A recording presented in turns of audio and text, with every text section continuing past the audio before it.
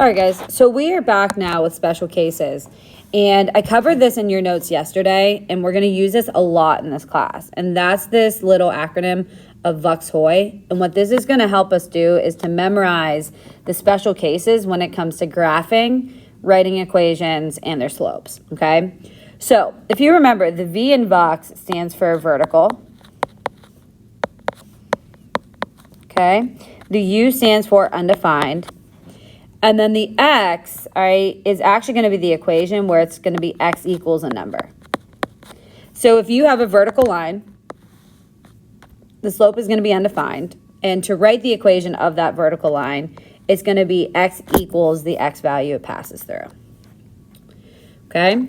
Now for HOI, all right, the H stands for horizontal. And that O doesn't actually stand for O. It's actually a 0. Okay, or you can write it this. And then the equation is just y equals a number. Okay, so let's see how we can apply this, all right, into these next 4 different questions. So let's start with the first one, okay? So what I'm going to do, even if you can identify it from the beginning, is I'm actually going to find the slope, all right? So I'm going to start with 6 minus a negative 1, so 6 plus 1, all over 2 minus 2, which gives me 7 over 0, which is an undefined slope.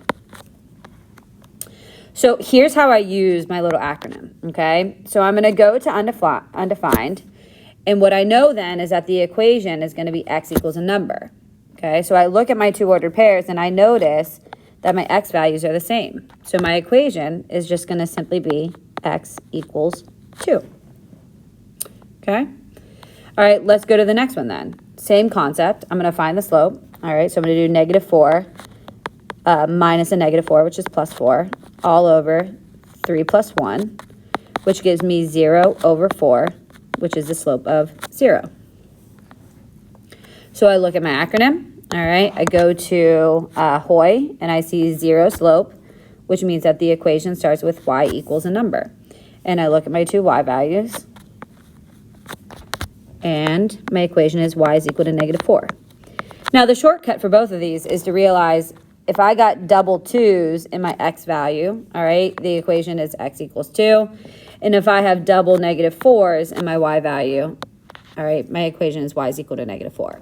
So if you can identify that and you want to jump, all right to those equations, I'm absolutely fine with that, okay? Now, let's go to our last 2 here. And again, it's really going to be applying that acronym that we use up above.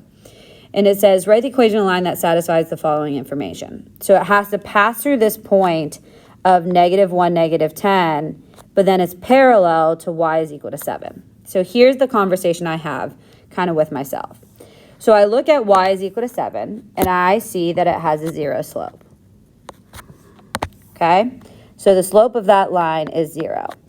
And then I remember that parallel lines have the same slope. All right, so the slope of the parallel line is going to be 0.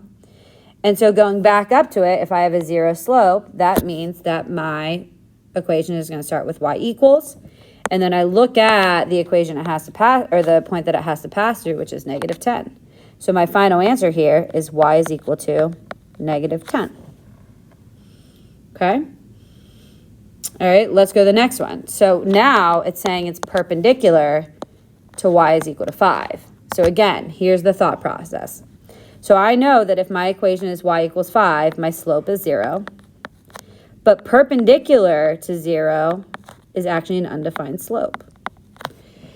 And so I go up to my acronym, and I see that I have an undefined slope, which means that the equation starts with x equals. And I look at the ordered pair that is passing through, which is negative 8, 4. And I see that negative 8 is my x value. So my equation is y is equal to negative 8. And that's how you do the special cases. We will use that a lot throughout this course. All right, so knowing VUX-HOI is really important.